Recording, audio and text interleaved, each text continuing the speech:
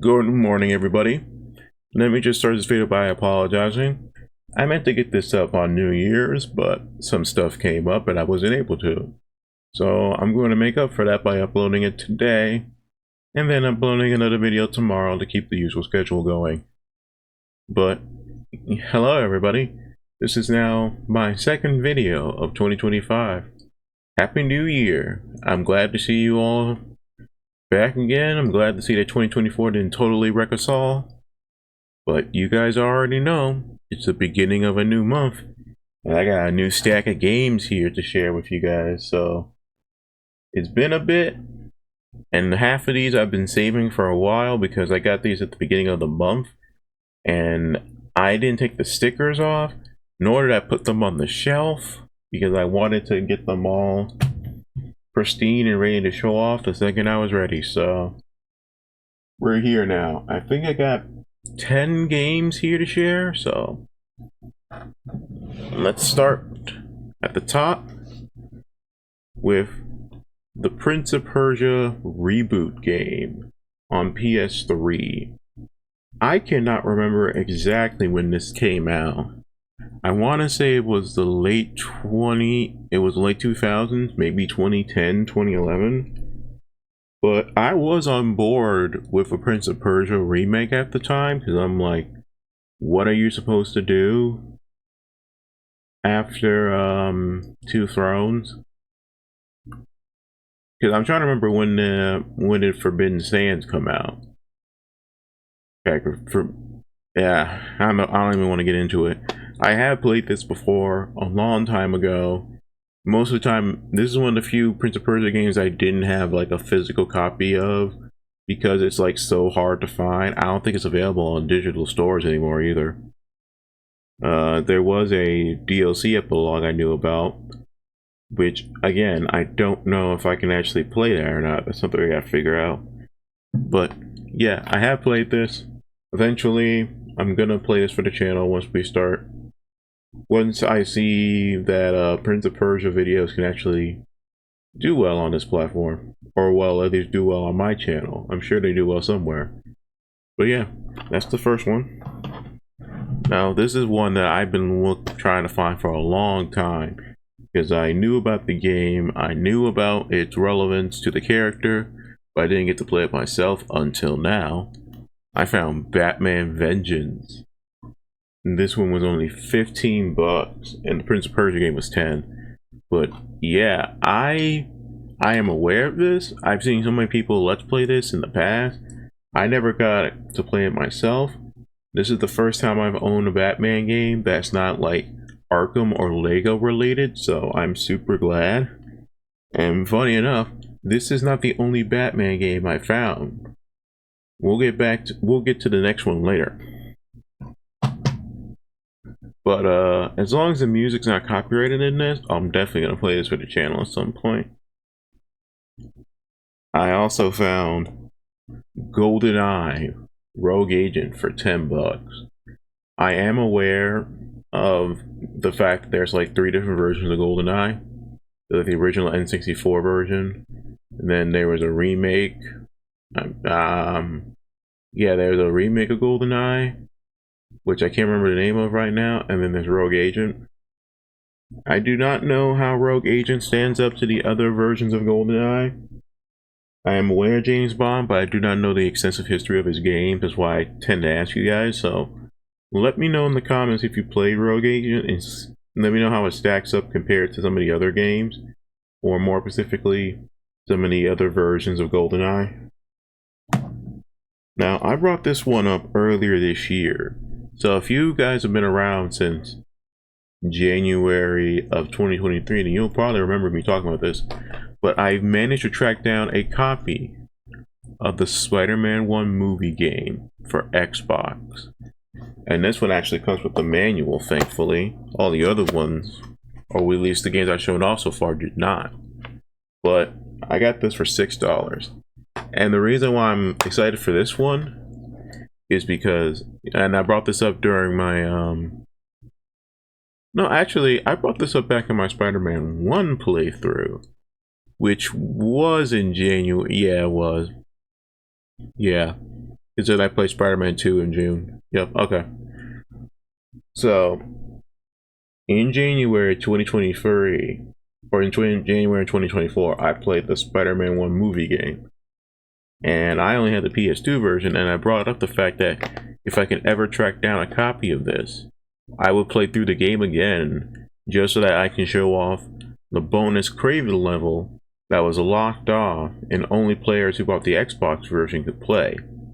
So that's definitely a video I'm going to have to record and get to at one point.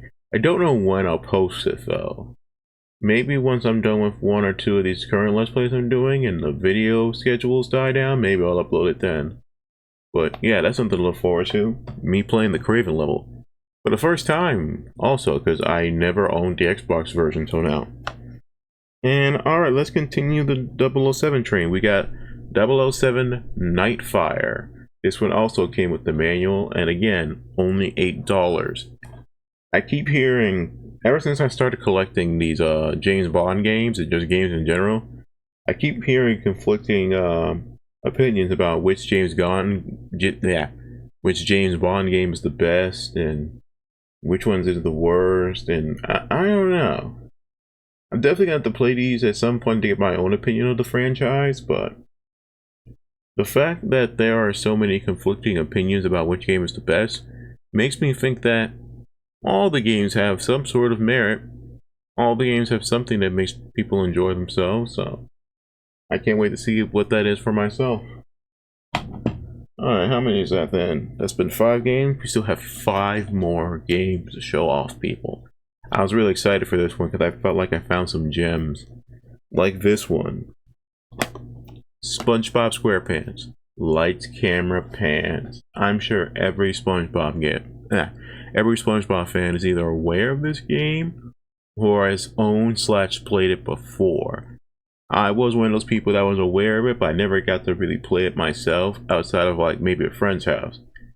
But I looked through it a little bit. There's like 30 plus different games in this, and most of them are like 4-player. But one day I was planning to get some of my friends over, and hopefully by the time I do that, I won't be like, my setup won't be in this little corner of my room for one. But yeah, I want to get them together and we're just gonna play through a bunch of, maybe we'll live stream it, who knows, but we were just gonna play through a bunch of the mini games of this game and just get messed up and just have a good time together. So that's definitely something we can do at one point. Alright, few more. I found Destroy All Humans on PS2. I'm pretty sure that you can get a copy of the original plus the remakes that they made recently on PlayStation 5 now, but this was only $10 and I always wanted a physical copy of Destroy All Humans. I don't think no manual. I really did not get many manuals this time around. Spider-Man came with one, Nightfire came with one, SpongeBob came with one. Most of these did not, which is surprising. Alright, 3 more. I got another Prince of Persia game. Prince of Persia, Warrior Within. This is the sequel to the Sands of Time game. Again, the only Prince of Persia games I physically own was the PS3 trilogy that included this. It included Sands of Time, Warrior Within, which is this, and Two Thrones. That was the only Prince of Persia game I owned physically. And then I had a, I want to say I had a digital copy of Forbidden Sands. But yeah, I always wanted all the different Assassin's Creed, all the different Prince of Persia games on disc. So far I have 2. So let the hunt begin. Alright. I told you we were going to get back to Batman at some point, but the other Batman game I found, Batman Begins. Dude, I've been wanting to find a copy of this for so many years. The only time I ever played this for myself was through an emulator. So not only did I find a physical copy, but it even came with the manual. And it was only $10. these games that I always assume are rare and like highly valued, turns out they really aren't all that much. It's just sometimes they're easier to come by than other games, but at the end of the day, they really don't cost that much in terms of like money. The real big thing that makes them cost so much is just how easy or how abundant there are copies of it are. But again, this is something I might play for the channel, but sorry about that. But I'm not entirely sure, just because, you know, it's based off a Nolan movie. So I have no idea. So I have no idea if any of the music in this is copyrighted or not. But you know what? This is the channel where I take chances on that kind of thing, especially since I'm not making any money right now. So what's real to harm? So who knows? I definitely want to cover this at some point, so we'll see how this future turns out. And the last game I want to show you guys is that I now have Tony Hawk Pro Skater 3 for the original Xbox. I have been told many times that the Tony Hawk games are superior on the original Xbox compared to like the PS2 and the GameCube, so I'm looking forward to this. And yes, I am aware that the versions of Tony Hawk, like Pro Skater 1, 2, and 3, and maybe 4, I can't remember if they got the 4, but I'm aware that the versions of the Pro Skater games on PS1 versus the games on PS2 and GameCube and original Xbox are slightly different versions of the games. Like some of them have more content and stuff like that, I am aware. But in terms of just like mainline, like all the good mainline Pro Skater games, I have most of them now. I have Pro Skater 3, I have Pro Skater 4, and now I have Underground 1 and 2. So I really just need to get the first one and the second one, and maybe the PS1 versions of those as well. And at that point, I'll have pretty much all the very good, well-acclaimed Tony Hawk games. I am aware about American Wasteland and Tony Hawk Ride and Downhill Jam. Man, the more I talk about Tony Hawk, the dry my throat is getting. I don't know why that is. But again, Happy New Year, everybody. I'm sorry that this is coming up later than I wanted it to, but you know what? I had to get to it at some point. I have been looking forward to putting these games onto the shelf for like a month now. And you can see right now over my bizarre hairdo that the top 2 shelves are almost filled up, and they're going to be filled up. So that means I'm gonna have to readjust the shelving of my stuff just to make sure these other games can fit in there. But as I said before, I love you all. I appreciate all the comments. Happy New Year, everybody. Tell me if you have any resolutions today or any plans for what you want to do with this new year. As always, I thank you all. Love the support. And I look forward to seeing you guys thrive and succeed this year. And hopefully, you'll fight it in your hearts to help me succeed as well.